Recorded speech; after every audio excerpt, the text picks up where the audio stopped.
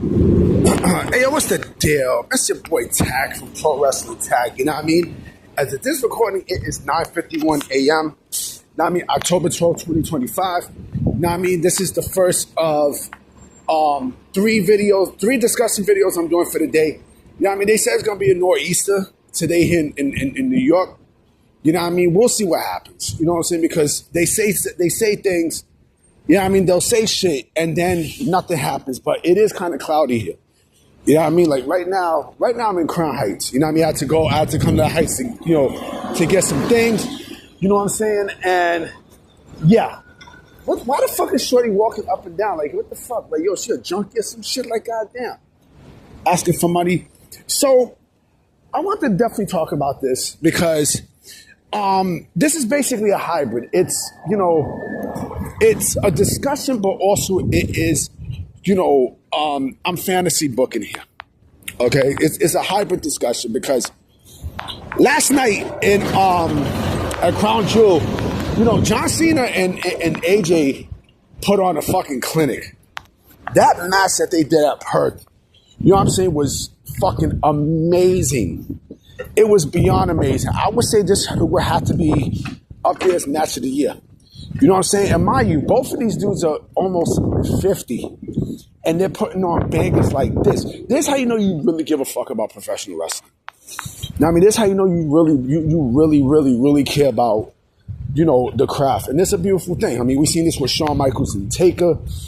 You know what I'm saying? Like, so when you got people like that, even Taker, you know what I mean? Like he gave Cena and Styles their props because the match was fucking great. But in terms of John Cena and his career, right? We know how he really started. I mean, we know how Cena really, not really started, but we know, the impact of Cena. He's going to be missed. You know what I mean? Cena is a guy who, to me, he's a chameleon. Like, he legit can work with anyone in any style and make things look good. Like, he's basic. Let's keep it a stack about John Cena, okay? He's basic in the ring. Like, he's not a person who gives you so many moves and wild and stuff. But there are things there that he knows how to make shit work, right? And with that, like, he's the master. To me, John Cena's the master of, turning chicken shit into chicken salad. Like, he's that fucking great. You know what I'm saying? Matt, let me hit Prospect. Let me hit Prospect and shit. Now, he's that fucking great. You know what I'm saying? And the thing with Cena, mind you, this is a guy who almost was cut by WWE, during the start of the Ruthless Aggression era, right? Remember after the match that he had with Kurt Angle on that SmackDown, you know what I'm saying? Nobody was, that would have been a great fucking match for his retirement tour. John Cena and Kurt Angle, that would have been fucking insane. But, we see, like after that match, of course he got his props and everything, but mind you, like, Cena was not a scout. He was not a highly scouted talent, coming out of OVW. What saved him, though, and we all know what really saved him, what really catapulted his career to where it's at now. Hip-hop. He was a fan of hip-hop. You know what I mean? Like, he was a fan. More particularly Eminem, because remember, also during that time, Eminem was the shit. Eminem is still the shit. You know what I mean? He's still, Eminem is hands down one of the GOATs. And then, like, I'm a hip-hop head. I am a heavy hip-hop head. But, a heavy hip-hop head. Specifically, during the boom bap period. Like, that's my shit. Like, you guys see, like, I'm always referencing rappers and stuff because that's where I grew up on. You know what I'm saying? And so, like, this is basically my rap. Like, I'll take this shit over, and I don't give a fuck if people get offended when I'm about to say. I'll take this shit over drill rap. So drill rap is trash. I'm sorry. You know what I mean? You can get mad at me all you want. You can suck my dick for all I care. You know what I'm saying? And so, he, mind you, like, he grew up in a period of the boom bap, the boom bap rap era, right? And because of that, he stuck out. Cena stuck out. You know what I mean? He stuck out like a sore thumb. And then we started seeing the metamorphosis of his career and shit, right? To the point where now, Mike used to Doctor of Thuganomics and such. Remember, he came out with an album and everything. You know what I'm saying? And so now he starts, now he starts to develop. And such, and we see how he really is in that ring. And mind you, like, he showed how great he is.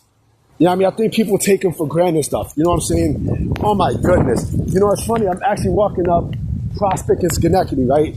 And I see, St. John's Recreation Center. I used to go to that recreation center. You know what I mean? It was a little murky. You know what I'm saying? But I'm like, they used to play ball and such. Yo, true story. There was this lady there who, I think her name was Miss Lacey. Oh, my God. She was a dime, boy. Oh, my goodness. She was a fucking dime.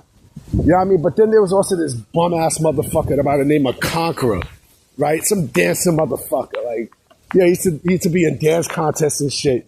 You know what I mean? He looked like the dude from the old show Fame, the one who died of AIDS. Bum-ass motherfucker. You know what I mean? But, yeah, that lady, Miss Lacey, though, boy. It's just nut inside her. But anyway, but yeah, John Cena, you know what I'm saying? Like, he owes his hip-hop saved his career.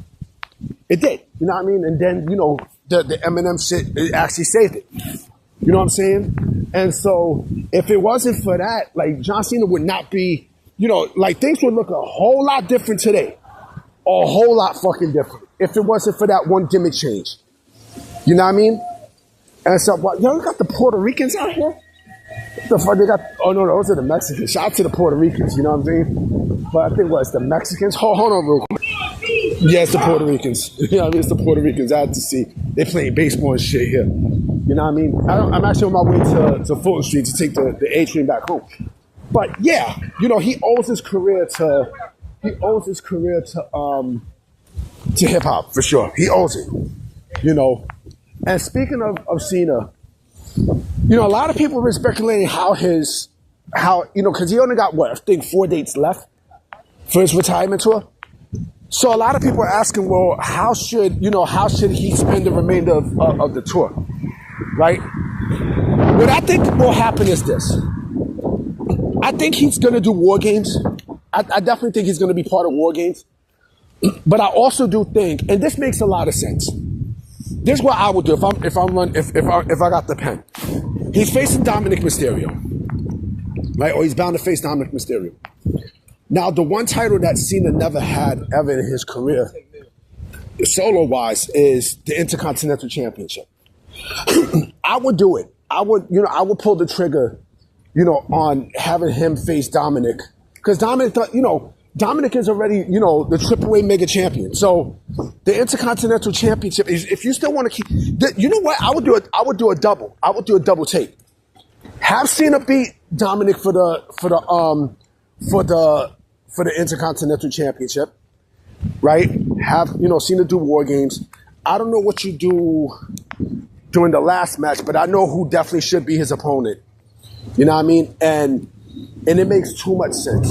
Too much sense what I'm about to say. Hold on. All right, because right now I'm on Dean and Schenectady and shit. You know what I mean? Gunther should be his final opponent. You know what I mean? Like, have him defend the IC champ. Like, you have nothing to lose. Like, think about this. You have nothing to fucking lose, right? You have nothing to lose. Because the retirement tour means a lot more than the Intercontinental Championship, right?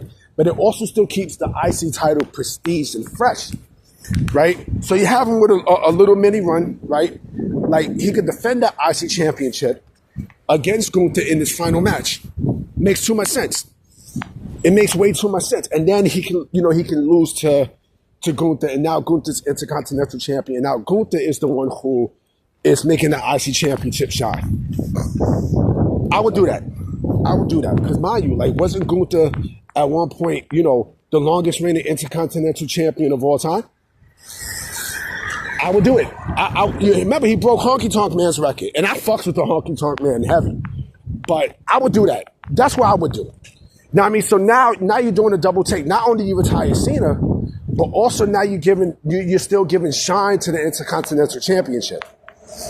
You know what I'm saying? I would do it. I honestly, I would do it. It makes way too much sense not to fucking pull the trigger. It makes too much sense. You know what I'm saying? Like, why the fuck wouldn't I? You know? Why the fuck they got something? Wait a minute. Wait. As I'm walking by, I'm seeing like this big ass garbage truck, right? And it says Marcy Houses. What the fuck? The fuck? This ain't no Jay-Z shit, nigga. What the fuck is this Marcy Houses? Like, what?